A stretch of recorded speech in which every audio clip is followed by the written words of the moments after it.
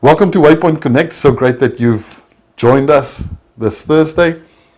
John, welcome. John Cumberlege. Maybe start off by telling us a bit about yourself. I'm 25 as of next week. I work in an accounting firm in, So we've established what you call yourself in Afrikaans. Ja. What are you called in Afrikaans? Wat do I call in Afrikaans? Nee, ek is nog een nie. Maar I'm 'n geoktroeëerde rekenmeester. Why did you have to throw that in? Yesterday. We're just having a conversation.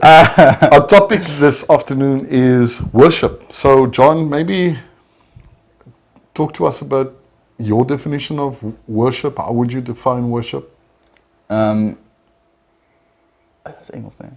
I think for me, worship is a bit of a neutral thing. So like I can worship anything, but like so you can actually worship different things in your life. In context to God, obviously whatever you worship is the thing that you prize the most, like almost like your number one. Whatever because you can like what's the Afrikaanse for if you trust in something, like your foundation. That can be like a drug or it can be like a person. But if your foundation, your trust is in God, that's kind of you. Because worship is kind of like a response, eh? Like you kind of responding to something with worship, saying, "I am submitting to you," or submitting to you. Yeah. So let's pause there for a second, because I like what you said in terms of you can worship anything, and I think often we forget about that side of it because we're in a church context. So when we use worship, we think of I'm worshiping God, but the reality is I can actually be worshiping something I shouldn't, because God's clear.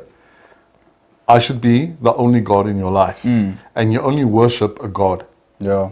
But we can worship things. Yeah. I can worship my car. I can worship. Like what do you rejoice in? Exactly. Yeah. And God's clear. I need to be that one thing that you worship. Yeah. So I think that's a very good point, is just reminding us of the fact to take stock of our lives and assess and be clear about the fact that we only worship God. We don't worship other things. Yes, they can be important to us, but we shouldn't worship them. Yeah. Right, so when we talk about worshiping God, what do you mean from your reference, from your perspective, when I say I'm worshiping God? Does that mean only only on a Sunday, only when I sing? Because usually we connect it to music and the psalms and gesangen sometimes, but music in general. So is that the only definition of worship? No. Like I said, it's like a response. So I'm responding to, if you're worshiping God, you're responding to Him. Right. So it's kind of like a personal thing. Like we said earlier, Jesus said, worship, if the Father's looking for worshippers who are worshiping in spirit and truth. If you're worshiping from like your inner self, not for show or not when people else are looking, and you're worshiping God honestly in front of Him almost, like you're not even faking it to Him. Yeah. That's kind of for me how it looks like. So music, I'm still thinking like there's a bigger picture with music, because music has been a medium for worship like forever. Like if you go listen to a love song, that guy's or that girl is putting their lover like as a god almost. But like music is almost like it's probably a medium to say the least for that worship. But it's easy to, I guess it's easy to kind of fall trap into like almost enjoying the music too much and losing sight of, are you connecting with God? Because if you're worshiping, you're responding to Him. Like I'm responding to you now, but I'm not like worshiping you. I'm like enjoying you, but like I'm not like saying, oh, you're just the best thing you can have in my life. Like I want you to lead me. I want you to like teach me. I just want to like I'm a sheep. Like maybe So what I pick up is that it's from a place of relationship.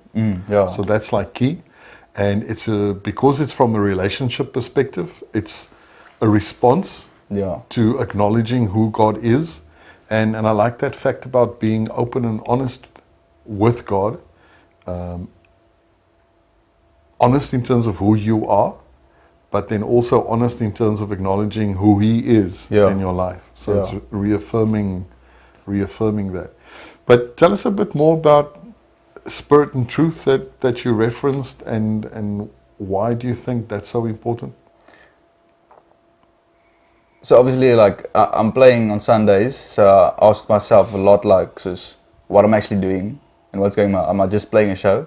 So I wanted to go to the main source, to Jesus, and like find out what does He say about worshiping and what am I actually doing. And He told Samaritanse vrou, Samaritan woman, I think so. The time will come where you will not be worshiping on this mountain or that mountain. Yes. And God is seeking for worshippers that are worshipping in spirit and truth. So that spirit in truth, for me, your spirit is like I said, your innermost part. So instead of going to a temple and the whole people can see me and they see, oh, there's Pastor so and so, he's gonna worship now, and he's in his cloaks and his special things, like it's all out. And it's all like turning to your friend and saying, man, you need to listen to and you need to hear John worship. It's so awesome. Super good. Like that doesn't make sense. Eh? So it's not an outer thing; it's an inner thing for spirit.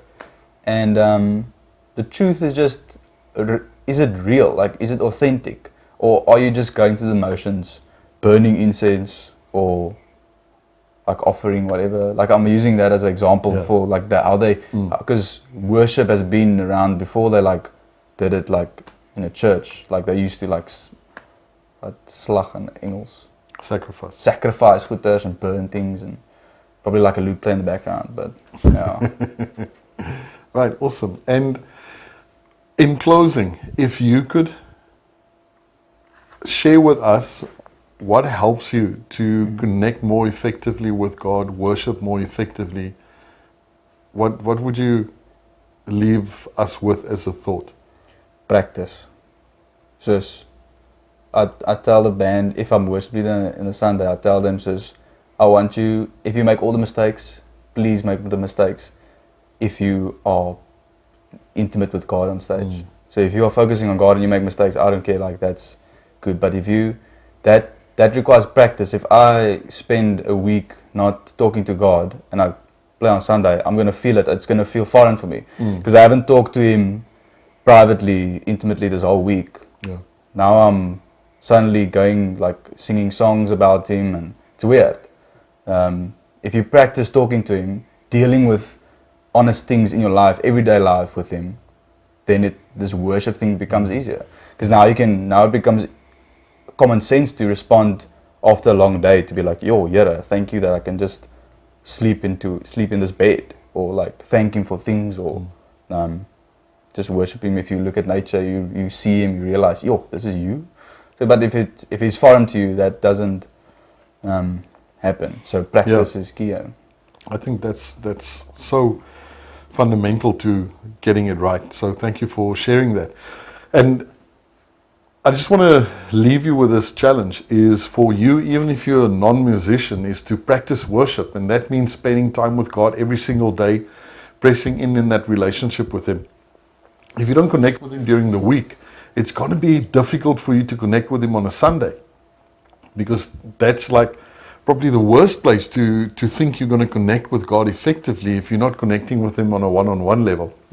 And God hasn't called us to attend church or to gather with people. God has called us to be in a relationship with Him. And when we're in a real living relationship with Him, that's the only time when we can actually be the church that He's called us to do, not have us attend church. So practice from today.